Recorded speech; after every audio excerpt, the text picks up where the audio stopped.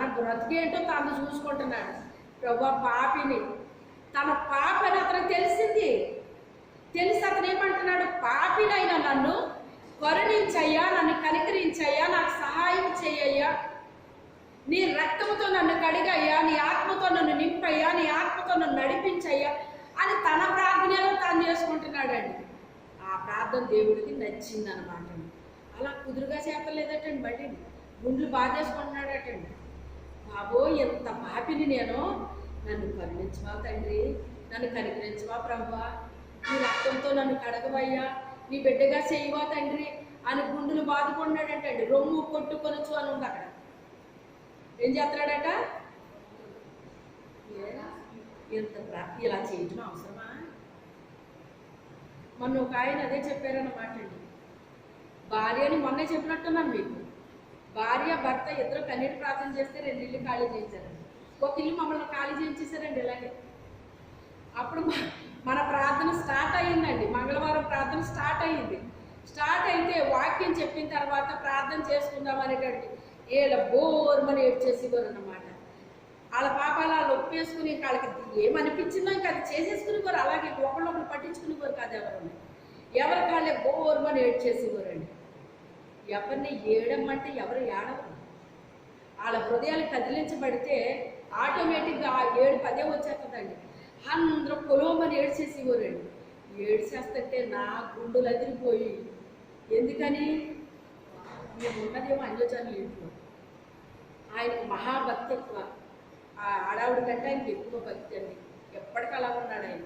ప్రార్థన అయితే చేశాను ఆయన కోసం. మరి అయితే ఆయన మరి వాళ్ళు దొడ్డేపుకి వచ్చినప్పుడు ఇంకేం చేశానంటే వెనకాల రూమ్లో పెట్టాను ప్రార్థన.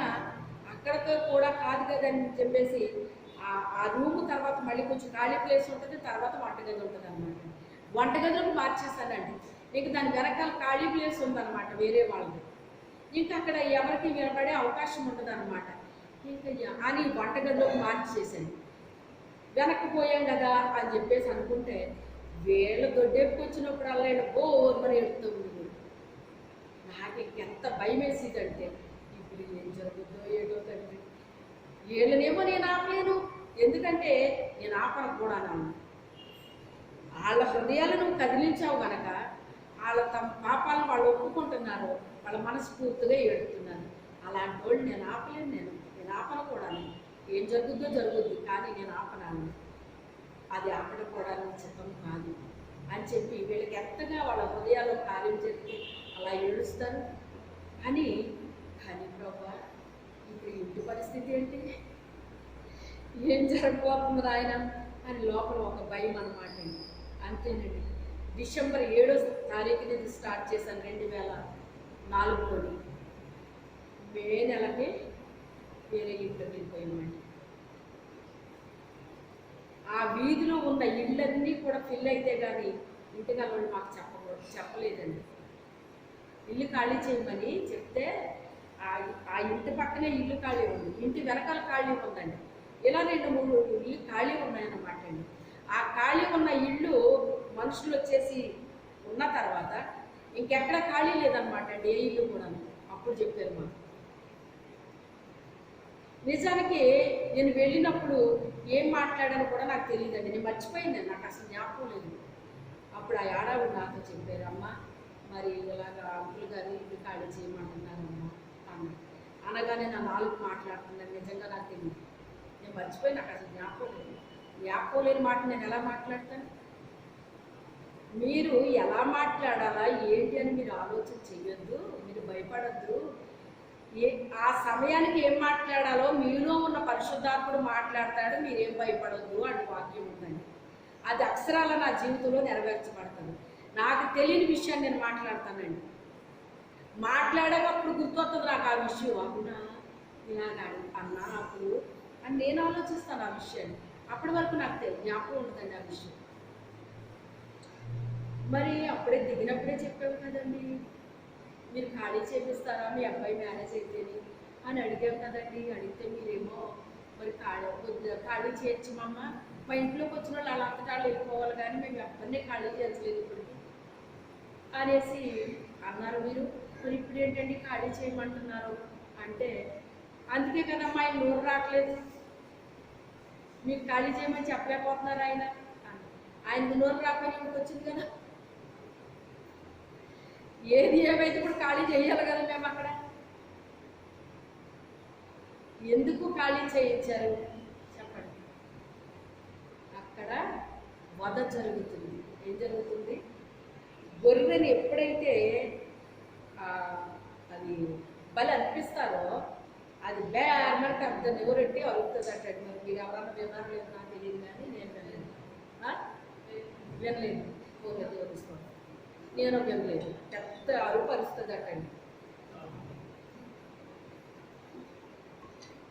అదటండి మారు మనసు పొందుకున్నప్పుడు అరిచి అరుపు అంటండి. అది ఆ గొర్రె ఏ రీతిగా అరుస్తుందో వీళ్ళ కూడా మనసు మారి పెద్ద అరుపులు అరుస్తూ, ప్రభువా పాపినైన నన్ను కరుణించయ్యా, నన్ను రక్షించయ్యా అని ఆ వధ జరిగినట్టుగా వీళ్ళ హృదయంలో ఒక కార్యము జరిగి పెద్ద అరుపులు అరుస్తారటండి దేవుడి దగ్గర. బోరు అని ఏం చేసి ఊరండి. పోనీ అదేమన్నా ఇంకో రోజా అంటే అది మంగళవారం అండి. మంగళవారం పెట్టమన్నాడు దేవుడు. మంగళవారం పెట్టాను. శుక్రవారం మంగళవారం అసలు ఏడకూడదండి, అసలు ఏడవకూడదండి. హిందువులకి ఇంట్లో అసలు ఏడితే నచ్చదండి. ఆడికి ఎప్పుడు నవ్వుతూ ఉండాలి తప్ప అసలు ఏడితే ఆడికి అస్సలు నచ్చదు. శుక్రవారం మంగళవారం ఏడితే అస్సలే నచ్చదు ఆడికి. అలా చెప్పేటప్పటికి నాకు ముందే దేవుడు ఏం చూపించారు అంటే, పొగ పెడుతుందండి ఆవిడ. ఆ పొగ నా కళ్ళలోకి వచ్చేస్తుంది అనమాట. ఏంటి పొగ పెడుతుంది అని వచ్చింది అనేసి నా దగ్గరికి వచ్చే వాళ్ళకి చెప్పాను, ఏంటంటే నాకు ఎలా వచ్చింది పొగ ఎడుతున్నట్టు ఆవిడ అంటే. మీకు తెలీదా అన్నారు. నాకు తెలియదండి అంటే, ఏం కాదండి పొమ్మని లేక పొగ ఎడతారంటారులేండి, అయితే ఏదో పొగ ఎడుతుంది అనమాట అనేసి ఆవిడ క్రియల్లో చూపిస్తుందండి. పొమ్మని అనలేక నన్ను ఇబ్బంది పెడుతుంది అనమాట ఆవిడ. అంటే అలాంటి కొన్ని అంటే కొంతమంది చేతల్లో చూపిస్తారన్నమాట అండి. ఆ చేతల్లో చూపించినప్పుడు అది చాలా భయంకరంగా ఉంటుందండి, అది అనుభవించడం. అప్పుడు మా ఆత్మీయ బిడ్డలు ఎలాంటి వాళ్ళు అంటే వీళ్ళు చాలా ధైర్యవంతులు అండి. వీళ్ళు ఎవరి కాళ్ళే ధైర్యవంతులు. ఏటమ్మా మీరు అలా ఊరుకుంటున్నారు, మేము అడగమని కూడా వీళ్ళు బాబు ఏం అడుగుతారు, బాబు ఏం అడగద్దు అవ్వద్దు అని నేను అనేది. అంటే మరి ఎన్ని రోజులు మీరు ఎలా భరిస్తారు? ఇదంతా మీకు అవసరమా? మీరు అందిస్తున్నారు కానీ అందించినట్టు ఎందుకు పడాలమ్మా? ఎందుకు మీరు అనుభవించాలి అన్నారు. సరే ఎదురు జరుగుతుంది, మీరు ఎవరు అడగొద్దు బాబు అని చెప్పేసి నేను అలాగన్నాను. ఏదేమైతే ఓ రోజున ఎలా అంటే నాలో నుంచి పరిశుద్ధాత్మ దేవుడు ఆమెతో మాట్లాడాను. ఆ విషయమే నాకు జ్ఞాపకం లేదు. కానీ ఆశ్రయించి చూసారా ఆమె. అందుకే కదమ్మా ఆయన చెప్పలేకపోతాను మీతో అన్నాను. ఏంటి ఇలాగ అడిగేనా నేను అని తర్వాత ఆలోచించుకున్నానండి. అప్పుడు ఏ ఇల్లు ఖాళీ లేదు కదా అని అనుకున్నది కానీ ఆవిడ ఇంకా ఎదరిల్లు ఇచ్చాడు దేవుడు మాకు. దానికంటే మంచి ఇల్లు ఇచ్చాడండి దేవుడు. ఇల్లు చిన్నదే కానీ ఏజెన్సీ వచ్చిన తర్వాత అనుభవించిన ప్రతి శ్రమ కూడా నేను అక్కడికి వెళ్ళాక నాకు తగ్గిపోయిందండి. దేవుడు అడుగు వాటికంటే ఊహించు వాటికంటే అత్యధికంగా ఇస్తాడండి దేవుడు. మనం శ్రమ పడుతున్నామని ఆయన సంతోషిస్తూ చూస్తూ ఊరుకోడండి ఆయన. ఏమని ఎక్కడ అనుభవించందే ఏదో గుడ్లో మెల్లలాగా కొంత మీద కొంత సౌకర్యం అక్కడ అనుభవించాను అన్నమాట. సౌకర్యం అనుభవించడమే కాదు, వాళ్ళు ఆ ఇల్లు కూడా ఖాళీ చేయించేస్తారని ప్రభు చూపించారు. ప్రభు ఈ సామాన్లన్నీ నేను సర్ది మళ్ళీ అక్కడ నేను ఈ పెట్టలేము తండ్రి, పిల్లలేమో చదువుల మీద బయటకు వెళ్ళిపోయారండి. ఇవన్నీ నేను చేయలేను ప్రభు, నా వల్ల కాదు తండ్రి, నువ్వేం చేస్తావు నాకు తెలియదని ఆదివారం ఇలాగే ప్రార్థనకి వెళ్ళి, అప్పటికి ఈ మందిరం కాదులేండి వేరే మందిరానికి వెళ్ళి సంస్కారం ఆ రోజు సంస్కారం తీసుకుని వచ్చి 2 చేతులు పైకెత్తి పొలవమని ఏడ్చేసాను దేవుడి దగ్గర. అదే ప్రార్థన. నువ్వేం చేస్తావో తెలియదు, ఇందులో అద్దె కొంచెం ప్రభు అని ఏడ్చానండి. ఏడితే దేవుడు ఏం చేశాడో తెలుసా? అది కొనేసాడు, చూపించాడు. ఎంత బాగుందో చూడండి. అందరూ అద్దెకున్న ఇల్లునే కొనేస్తారంటారు కదా ప్రభు, ఇప్పుడు మేము ఏది కొనుక్కోలేదేంటి? అని చెప్పేసి అనుకున్నాను అనమాట. అప్పటికి చాలా ఇళ్ళు అమ్మకానికి వచ్చినాయి, కొంటానన్నారు. అయ్యగారు నేను వద్దన్నాను. అన్నదాన్ని నేనే మళ్ళీ ఇప్పుడు ఏమనుకున్నాను, మళ్ళీని ఏ ఇంట్లో ఉంటే ఆ ఇల్లే కొంటారంటారు కదా, మా చుట్టాలు కూడా కొనుక్కున్నారు కదా, అలాగా మేమేంటి ఇలా తిరుగుతున్నాం అన్నీని అని చెప్పేసి మనసులో అనుకున్నాను అనమాట. అనుకునేసరికి ఇది కొంటారు అన్నాడు ఆయన. ఖాళీ చేస్తారన్న ఇల్లు కొంటారన్న. అయ్యగారితో చెప్తే అలాగే వస్తాయిలే కళ్ళు అన్నారు ఆయన. అలాగే వస్తాయా అనుకున్నాను. నిజంగానే ఇల్లు కొన్నామండి. కొన్న తర్వాత ఏదో కడతామని కూడా చూపించాడండి దేవుడు. కొన్న తర్వాత కట్టడం ఏంటో అనుకుంటే అది కొన్నాక మరి మందిరం తర్వాత కట్టేమండి.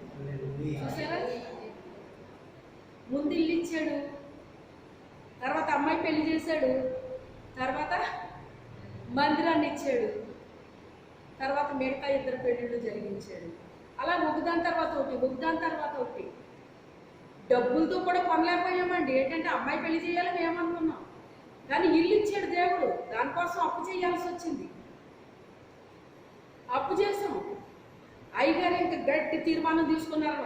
నువ్వు కొనమన్నా కొనొద్దని, నేను మాత్రం కొని తీరుతాను ఇల్లు, నువ్వు వద్దని నేను బాగున్నారు. ఆయన మగోళ్ళు ఇంకా తీర్మానం చేసుకున్నారంటే మనం ఆపలేమండి వాళ్ళని. ఎట్టి పరిస్థితుల్లో మనం ఏం చేయలేము. ఫస్ట్ వింటారండి మాట, తర్వాత గట్టి తీర్మానం చేస్తారన్నమాట. చేస్తే ఇంకెవరి మాట వినరు కాదు. అయితే నువ్వు ఇక వద్దననే కొంటాను ఇల్లు అన్నారు అన్నమాట. అలా కొన్నారండి. సాతానుడు ఏదో చెయ్యాలని మన జీవితాల్లో ప్రయత్నం చేస్తాడు, కానీ ఒక కీడు వెనుక దేవుడు ఏం చేస్తాడు, ఆ వీధిలోనే ఉండకూడదు అనుకున్నదాన్ని పొమ్మని లేక పొగెట్టింది. కొంతకాలం బాధ సహించాను నేను. దేవుడు నాకు ఇచ్చిన గొప్ప గిఫ్ట్ అంటే ఓర్పు, సహనము, దీర్ఘశాంతము, ఇవన్నీ దేవుడు నాకు గిఫ్ట్లు ఇచ్చాడండి. హల్లెలూయా. ఇవే మన దగ్గర ఉండవండి. అన్నీ ఉంటాయి కానీ ఇవి ఉండవండి. ఇవి చాలా వాల్యుబుల్ అన్నమాట అండి. ఈ సహనము, ఓర్పు, దీర్ఘశాంతం అంటే అది సామాన్యమైన విషయం కాదండి. కానీ నువ్వు అప్పుడులాగా ఇప్పుడు చేయొద్దు అంటాడు దేవుడు. మళ్ళీ తెలుసా, ఎప్పటి వరకు నువ్వు ఓర్చుకోవటం, సహించడం ఇవన్నీ నీకు ఉన్నాయి, బాగానే ఉంది, ఇంక నువ్వు అలాంటి పని ఇక చేయకు, ఇంక అవసరం లేదేం కాదు అంటున్నాడు ఆయన. ఇక నువ్వు సఫర్ అవ్వద్దు. ఏమంటున్నాడు, ఇక నువ్వు సఫర్ అవ్వద్దు. ఏ భర్త అన్న భార్య సఫర్ అవుతుంటే చూస్తాం ఊరుకుంటాడండి? నువ్వు సంబంధించిన భర్తే ఊరుకోకపోతే పని సంబంధించిన భర్త ఎలా ఊరుకుంటాడు? ముఖ్యంగా ప్రియమైన భార్యలు ఉంటే ఊరుకుంటారా? ఊరుకో. అయ్యగారితో చేయించారు, అయ్యగారితో చేయించాడు, తర్వాత కుమారుడితో చేయించున్నాడు. ఎవరితో చేయించే పని వాళ్ళతో చేస్తున్నాడు, ఆయన చేసే పని ఆయన చేస్తున్నాడు నా జీవితంలో. మెయిన్ ఆయన, నాకు మెయిన్ ఆయన. నిన్ను సృష్టించిన వాడు నీకు భర్త అయ్యి ఉన్నాడు.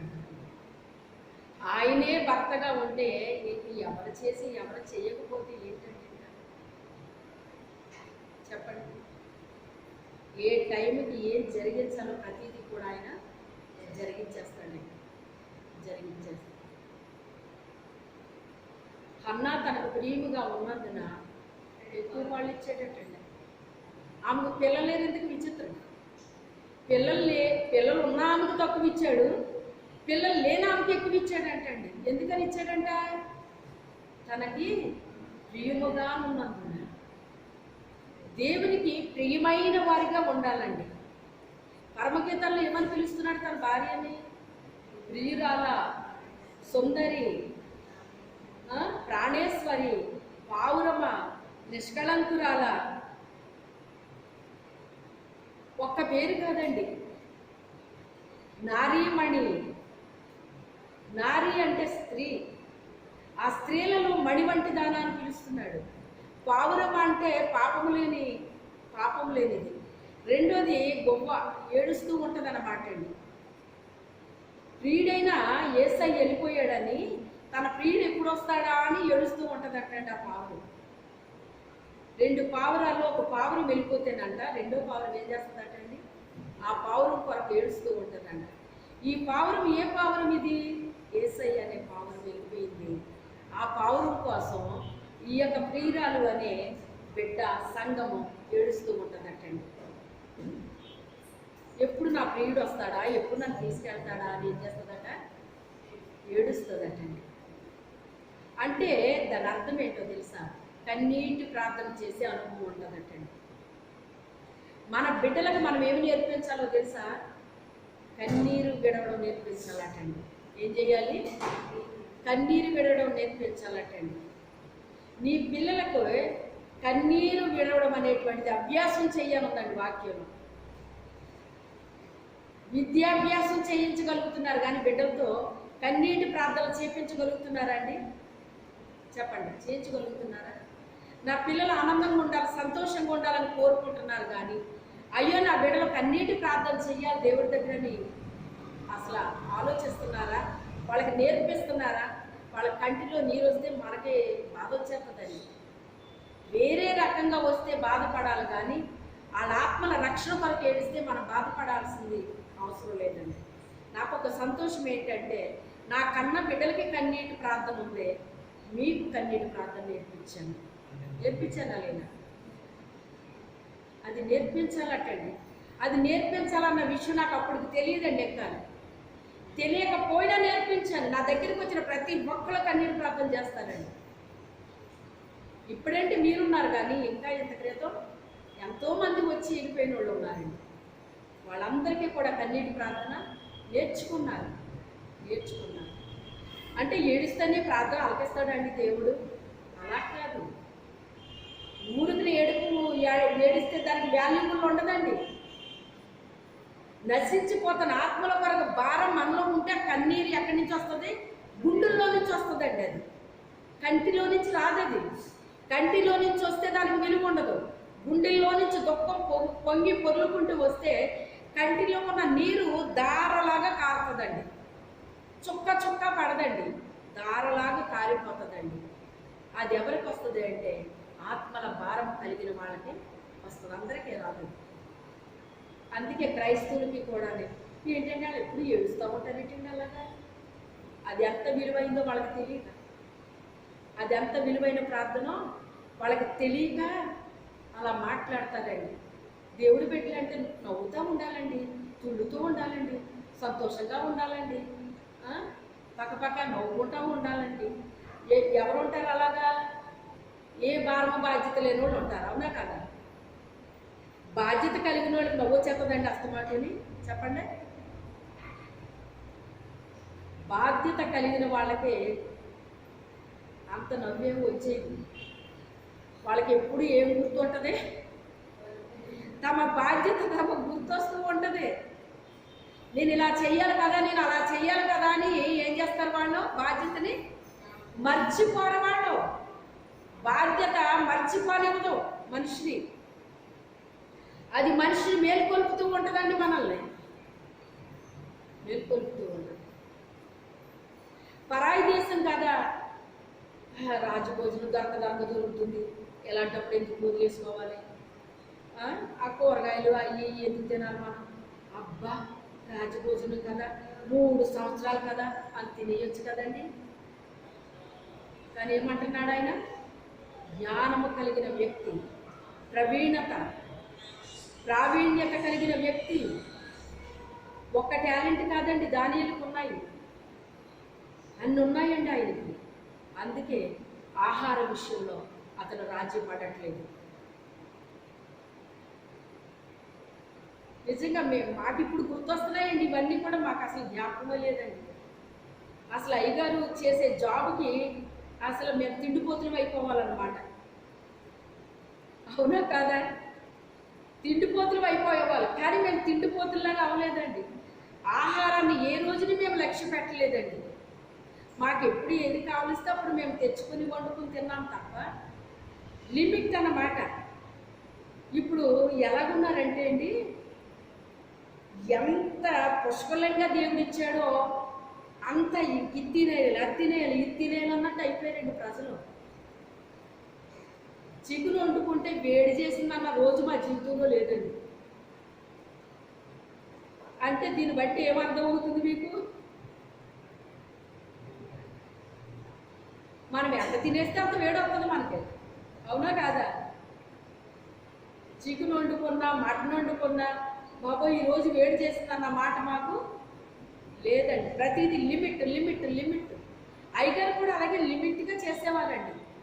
ఆయన ఏంటి ఎలా చేస్తున్నారు ఏంటని నేను అనుకునేదాన్ని కాదు, దాన్ని ఎలా చేయాలో అలా నేను చేసేదాన్ని అన్నమాట.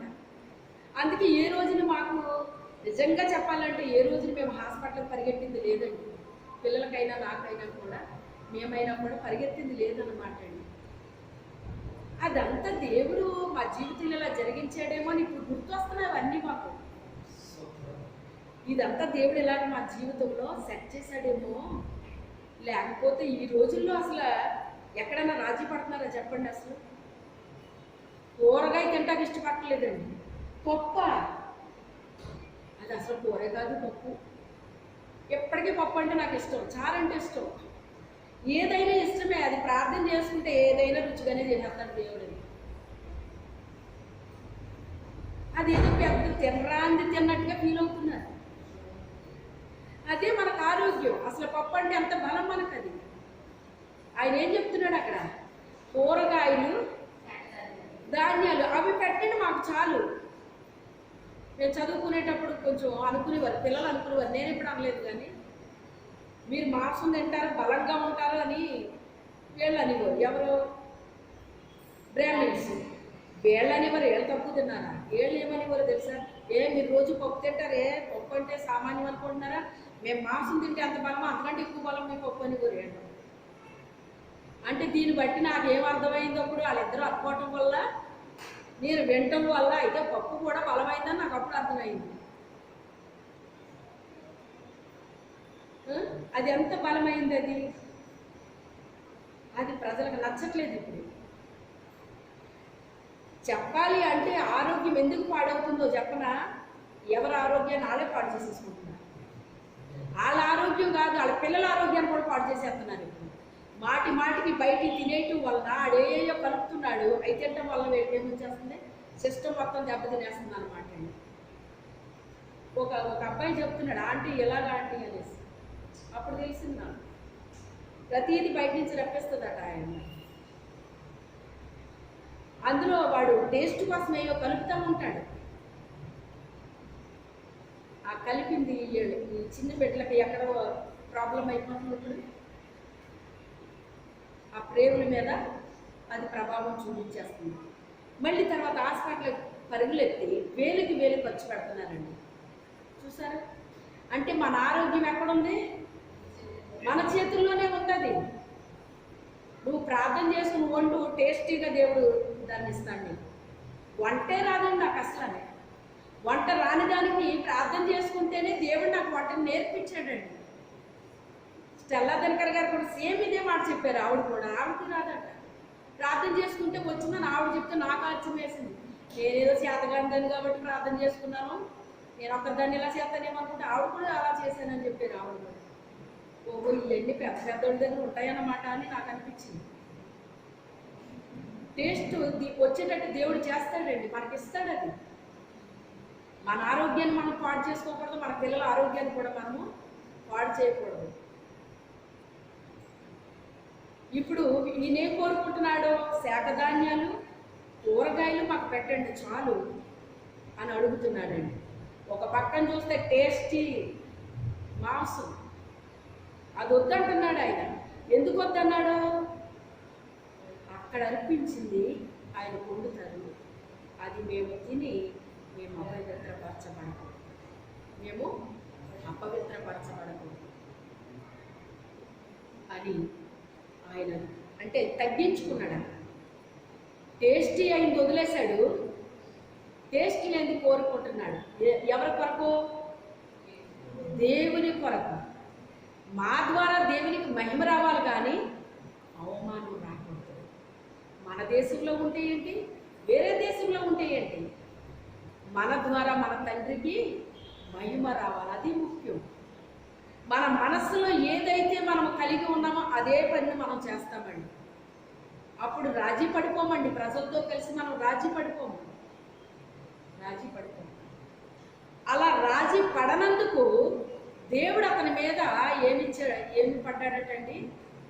ఆ నపుంసకుడి కంట దానియేలు మీద, శద్రకు మేషకు అబేద్నెగోల మీద కృపా కటాక్షము పొంద అనుగ్రహించెను. వీడేంటి ఇలా అడుగుతున్నాడు? ఎవరైనా మాంసం తినడానికి రాజు తినే భోజనమా బాబోయ్, మాకు ఎంత అదృష్టమో ఆ భోజనం దొరుకుతుందని అనుకుంటారు అందరూనే. అలాంటిది వీడేంటి, ఈడెవరో పిచ్చోడా మెంటోడా ఇలాగ అడుగుతున్నాడు ఏంటి అని ఇతను అనుకుంటున్నాడు. అనుకుంటుంటే దేవుడు అతనికి ఏ మనసు ఇచ్చాడట? అతని మీద కృప కటాక్షము కలిగేటట్టుగా చేశాడటండి. మనలో దేన మనసు ఉన్నప్పుడండి దేవుని యొక్క కృప కటాక్షము కనికరము మన మీదకి వస్తుందటండి. వచ్చి అప్పుడు ఏమంటున్నాడు ఆయన? అయితే ఏం చేయమంటావయ్యా అంటే, ఈ భోజనం పెట్టండి చాలు మాకు అన్నాడు. ఆ భోజనము పెడితే మరి రాజు భోజనం తిన్నప్పుడు ముఖాలు బాగుంటాయి, మీ ముఖాలేమో వికారంగా కృషించిపోతాయి. రాజు నన్ను చూశాడు అనుకో, నా తలకాయ తీసేస్తాడు, బాబు ఏం మాట్లాడుతున్నావయ్యా నువ్వు అన్నాడు. అప్పుడు వెంటనే దానియేలు, మరి దేవుడు జ్ఞానం పొందుకున్న అతను కదండి, వెంటనే ఏమన్నాడంటే, అయితే పని చేయండి, ఒక 10 రోజులు మాకు ఈ ఆహారం పెట్టండి, ఇది తిన్న తర్వాత వాళ్ళ ముఖాలు మా ముఖాలు పరీక్షించండి, ఒకవేళ మా ముఖాలు ఏమన్నా తేడాగా కనిపిస్తే కనుక అదే భోజనం మాకు పెట్టండి. ఎంత బాగుంది ఇప్పుడు! ఎందుకంటే ఆ భోజనం ఎన్ని సంవత్సరాలు తినాలి? మరి ఇతను గడువు ఎంత అడిగాడు? 10 రోజులు అడిగాడు. 10 రోజులు అంటే చాలా తక్కువ కదా. సరే ఇదేదో బాగుంది అని చెప్పేసి, సరేనయ్యా అని చెప్పేసి 10 రోజులు పెట్టాడు. పెట్టిన తర్వాత రాజు దగ్గర నిలబడే టైం వచ్చిందండి. ఆ టైంకి వెళ్ళి నిలబడేసరికి వీళ్ళ ముఖాలు వికారంగా ఉన్నాయంటే వీళ్ళ ముఖాలు ప్రకాశిస్తున్నాయంటే. ఎవరి ముఖాలు ప్రకాశిస్తున్నాయి? అది మాంసం తిన్నవాడు ముఖాలు ప్రకాశించట్లేదండి. హెచ్చుగా మాంసం తింటే ముఖాలు ఎలా ఉంటాయో తెలుసా మీకు? అస్సలు బాగోవండి. మీరు గమనించి చూడండి, కూరగాయలు ఆకుకూరలు పప్పు తిని చూడండి, మీ ముఖాలు చక్కగా ఫ్రెష్గా ఉంటాయి, మీకు ఆరోగ్యంగా ఉంటాయి, హుషారుగా ఉంటారన్నమాట, లేజీగా ఉండరు. ఎంత ఎక్కువ మాంసం తింటారో అంత లేజీగా అయిపోతారు, అదో రకంగా అయిపోతారండి.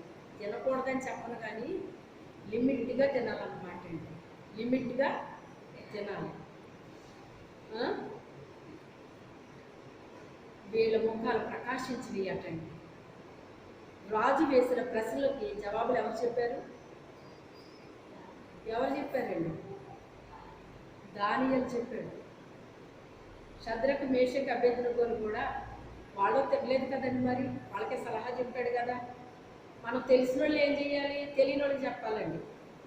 వాళ్ళు మానేస్తే మానేస్తారు, లేకపోతే లేదు, అది వేరే సంగతి. కానీ తెలియని వాళ్ళకి కూడా మనం చెప్పాలన్నమాట అండి.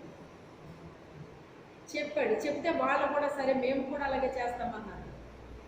చేస్తామన్నందుకు వాళ్ళకి కూడా దేవుడు ఏం చేశాడో తెలుసా? గిఫ్ట్లు ఇచ్చాడండి. ఏమిచ్చాడు? చదవండి, ఆ మాట ఒక్కటి చదవాలి సరిపోదు.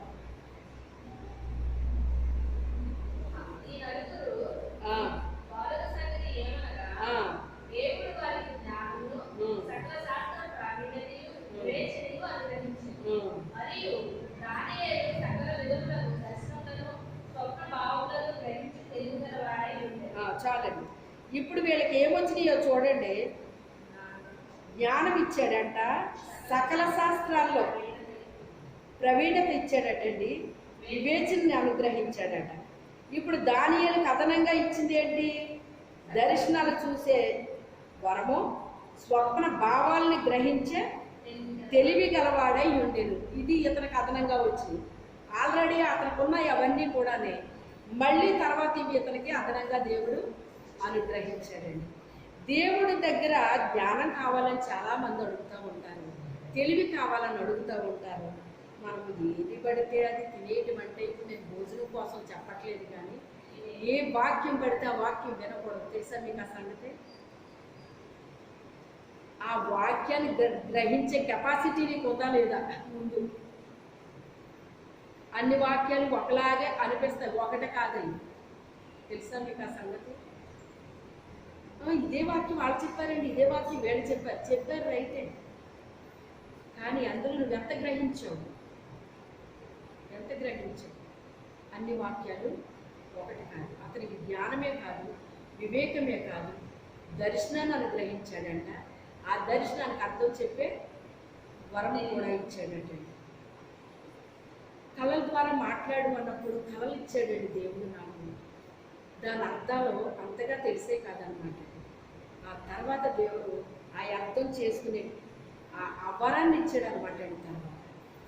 అందుకే దీని అర్థం ఏంటి అనుకున్నప్పుడు దాని అర్థం వచ్చేస్తూ ఉంటుంది అనమాట. అది దేవుడు మనకి ఇస్తేనే కానీ మనకు రాదండి అది. అందరూ అనుకుంటారో, ఇప్పుడు చూడండి, ఏదన్నా కళ వచ్చింది అంటే అన్యజనులు టకిమని చెప్తారు కదా, ఇది ఎలా వచ్చిందా, అయితే ఇలా జరిగిపోద్ది, అలా జరిగిపోద్ది అక్కడ. కానీ దేవుడు చెప్పిన దానికి వాళ్ళు చెప్పిన దానికి అసలు పొంతం ఉండదండి. 7 అంటే మనకి సంపూర్ణ సంఖ్య అండి. లోకస్తులకి అది అసలు 7 అంటేనే 7తో ఉన్నట్టు, లేకపోతే అది ఇది ఇలాంటి మాటలు చెప్తారనమాట. మనకి దైవికంగా ఎంత విలువైందో వాళ్ళకి అంత అపజయం కలిగింది లాగా, అంత నష్టంలాగా మాట్లాడతారనమాట. అది దైవికంగా మనకి చాలా శ్రేష్టమైందనమాట, చాలా విలువైందనమాట అండి. అందుకే వాళ్ళు చెప్పేదానికి మనం చెప్పేదానికి చాలా వ్యత్యాసం ఉంటుంది అన్నమాట. భూ సంబంధించిన జ్ఞానం ఉంటుంది, కానీ పర సంబంధించిన జ్ఞానము ఇంకా గొప్పదన్నమాట. ఇదే జ్ఞానము కలిగిన దర్శనము చూశాడు, దర్శన భావాన్ని కూడా అర్థం చేసే కృపను దేవుడు అతనికి అనుగ్రహించాడు. ఒక రాజుకి కళలు ఇచ్చినప్పుడు ఆ కళలు ఇతను చెప్పినప్పుడు అతను ఏం చెప్పాడండి, ఈ కళలు ఇలాగ ఇలా చెప్పిన వాళ్ళు మా దేశంలో ఎవ్వరూ లేరు, మా దేశంలో ఎవ్వరూ లేరు అంటున్నాడు. ఒక రాజు చెప్తున్నాడండి అతని కొరకు. మనము జ్ఞానవంతులం అయితేనంట ఎక్కడ నిలబడతామంటండి, రాజుల ఎదుట నిలబడతాడటండి దేవుడు మనల్ని. ఎవరి రాజులు? చీకటిలో నుంచి వెలుగులోకి వచ్చిన వాళ్ళు రాజులైన యాజక సమూహంలో ఉంటారటండి. వాళ్ళు రాజులైన యాజక సమూహంలో ఉంటారట. చీకటిలో నుంచి వెలుగులోకి వచ్చేయాలండి. చీకటి పనులు ఉండకూడదు, చీకటి మాటలు ఉండకూడదు, చీకటి ప్రవర్తన ఉండకూడదండి, చీకటి నడవడిక ఉండకూడదండి, చీకటికి సంబంధించిన దేనితోని మనం రాజీ పడకూడదండి. వెలుగుతో మనం ఉండాలి, వెలుగు బిడ్డల్లా జీవించాలి, వెలుగు బిడ్డలతో పొత్తు పెట్టుకోవాలి, చీకటి బిడ్డలతో పొత్తు పెట్టుకోకూడదండి. అసలు వెలుగుకి చీకటికి పొత్తు ఎక్కడదని అడిగాడు కదా పౌలు గారు. అయితే దేవుడి నుంచి మనం ఏదైనా పొందుకోవాలి అంటే ఇప్పుడు కొంత నష్టపోవాలా వద్దా? ఇప్పుడు మాంసం శ్రేష్టమైందా కాదా, విలువైందా కాదా అంటే, ఇప్పుడు మాంసాన్ని బట్టి ఇలా కూరగాయలు తిన్నారు అంటే ఒక విలువైంది వదిలేసారా లేదా వీళ్ళు? అవునా కదా? అంటే ఈ లోకంలో కూడా కొన్ని మనం ఏం చెయ్యాలండి, అవి లోకానికి విలువైనవి, మనకి విలువైనవి కాదవి, మనకి విలువైనవి కాదు. అక్కడ ఏ పరిస్థితిని బట్టి అక్కడ జరుగుతుందో దాన్ని బట్టి మనం రియాక్ట్ అవ్వడం అనేటువంటిది ఒక జ్ఞానం అన్నది. అక్కడ జరుగుతున్న పరిస్థితిని బట్టి మన రియాక్షన్ ఉండాలి. అక్కడ దానిలో మన దెబ్బలాడి గొడవ పెట్టుకున్నట్టు ఏమైనా ఉందండి అక్కడ? మాట వరుసకి నాలో నుంచి మాట్లాడాడు దేవుడు, పరిశుద్ధాత్మ దేవుడు ఆవిడతో. కానీ నేను పెట్టుకున్నానా గొడవ? మరి నాకు దేవుడు ఒక గృహాన్ని ఇచ్చేసాడు కదా, ముందు అద్దెకిచ్చాడు. బాబా ఇందులో నుంచి పోకుండా చూడనైనా నేను పోయి ఈ సామాన్లు నేను సర్దలేను అన్నాను. అలాగా అయితే ఇదే నీకు ఎత్తాను లేకుండా అన్నాడండి. నేను ఇమ్మని అడిగానండి, అద్దె కొంచెం చాలన్నాను. నేను అద్దెకు వచ్చాను, నేను నీకు సొంతంగా ఎత్తాను అన్నాడండి. అడుగు వాటికంటే ఊహించు వాటికంటే అత్యధికంగా ఇస్తాడు. ఎవరికి ఇస్తాడట? ఆయనకు మనం ఎలా ఉండాలి? ప్రియమైన బిడ్డల్లాగా ఉండాలండి. అంటే ఆయనకి ఏది ఇష్టమైతే మనం అదే ఇష్టపడాలి. ఆయన ఏది చేయమంటే అదే చెయ్యాలి, ఎలా చేయమంటే అలాగే చేయాలి. ఇప్పుడు దేవుడు ఏదన్నా చెప్పాడండి ఆయనకి, ఒరే మీరు ఇది తినకండ్రా ఇలాగా అలాగా అని ఎవరు చెప్పాడు ఆయన? ఏమీ చెప్పలేదు. దేవుణ్ణి మనము కలిగి ఉంటేనండి దేవుడికి ఏది ఇష్టమో ఏది ఇష్టం కాదో మనకు అర్థమైపోతుంది. తండ్రి బిడ్డల మధ్య సంబంధం ఉందండి. సంబంధం ఉన్నప్పుడు నాన్నకి ఏది ఇష్టమో ఏది ఇష్టం కాదో పిల్లడికి తెలీదా? తెలుస్తుందా? తెలీదా? ఎందుకంటే భార్య భర్తలో భోజనాలు చేస్తారు కదండి. ఈ కూర నాకు ఇష్టం ఉండదని నీకు తెలీదా? ఎందుకు వండావు ఇది? మరి ఇష్టం లేనప్పుడు ఎందుకు తెచ్చారండి? మరి నేను ఒకరిదాన్ని వండి తిన్నా అని అడగరాయాను అంటే దీన్ని బట్టి మన పక్క నుండి మన పిల్లలు ఏం చేస్తున్నారు? వింటున్నారు. విన్నప్పుడు అమ్మ నాన్నకి కూర ఇష్టం ఉండదు కదా ఎందుకు ఉండేవి అంటాడు పిల్లడు. అంటే వాడికి ఏం అర్థమైంది? నాన్నకు ఆ కూర అంటే ఇష్టం లేదు, ఆ భోజనం అంటే ఇష్టం లేదు, లేకపోతే అదేదో ఇష్టం లేదు, వాడికి అర్థమవుతుంది అది. అలాగే దేవుడికి ఏది ఇష్టమో ఏది ఇష్టం కాదో మనకు అర్థమైపోద్దండి. ఎందుకని? ఆయన మన తండ్రి. మన తండ్రితో మనం సహవాసం చేస్తుంటే తండ్రి యొక్క విషయాలన్నీ మనకు అర్థమవుతాయండి. ఎందుకు అర్థమవు? నాకు తెలియదండి అంటే నీకు ఆయనకు రిలేషన్ లేదని అర్థమైపోతుంది. లేకపోతే అలాంటి పనులు ఎందుకు చేస్తారు? చెయ్యరు. కొన్ని మనం నష్టపోయినట్టు అనిపిస్తుంది, కొన్ని వదిలేసినట్టు అనిపిస్తుంది. దాన్ని ఎంతైతే మనం వదిలేసామో అంత మేలును మనం పొందుకుంటామండి దేవుడి దగ్గర నుంచి. ఎలాంటి పదవులు పొందుకున్నారండి? మరి ఆ దేశంలో దానియేలు ముఖ్యమైన వాళ్ళు ముగ్గురిని ఏర్పాటు చేశారటండి. ఆ ముగ్గురులో కూడా మొదటివాడు దానియేలండి. ఇక దానియేలు పైన ఎవరు లేరు. ఇంకా ఎంత విలువైన పోస్ట్ని దేవుడు ఇచ్చాడో చూడండి. దేవుని కొరకు సఫర్ అవ్వడానికి మనం ఇష్టపడితే గనక, నష్టపడడానికి ఇష్టపడితే గనక, శ్రమ పడడానికి ఇష్టపడితే గనక దేవుడు మనకు ఎలాంటి ఇస్తాడైనా విలువైన వాటిని ఇస్తాడండి. అట్టి కృప దేవుడు మనకి అనుగ్రహించును గాక. ప్రార్థన చేసుకున్నాం.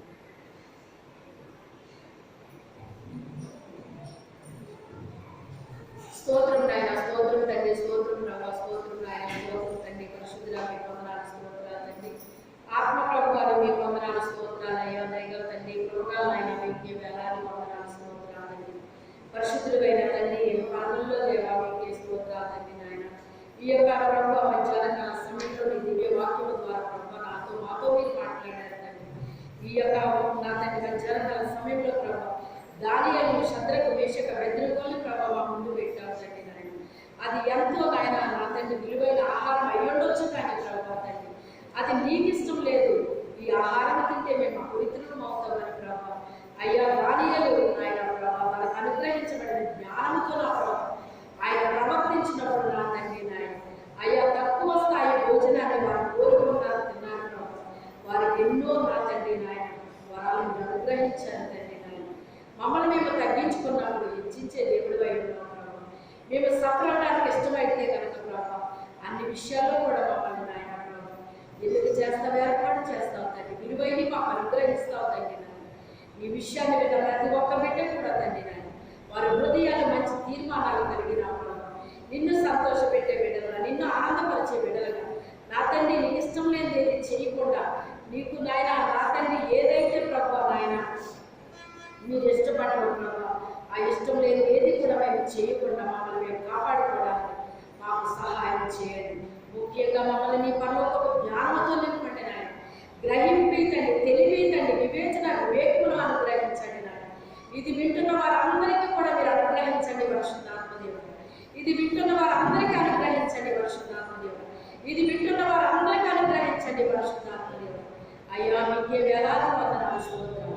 ఈ లోకంలో మేము ఎలా జీవించాలో, ఎలా ప్రవర్తించాలో తండ్రి, ఎలా పనిచేయాలో తండ్రి నాయన సమయాన్ని బట్టి, సందర్భాన్ని బట్టి మేము ఎలా రియాక్ట్ అవ్వాలో తండ్రి సమస్త విషయాల్లో కూడా మాకు జ్ఞానాన్ని అనుగ్రహించి సహాయం చేయండి. ఎన్న వాక్యము ప్రతి బిడ్డ హృదయంలో ముద్ర వేయండి పరిశుద్ధాత్మదేవుడు. నీ పరిశుద్ధాత్మ కార్యాలు పరమగా జరిగించిన ఆయన సహాయం చేయండి.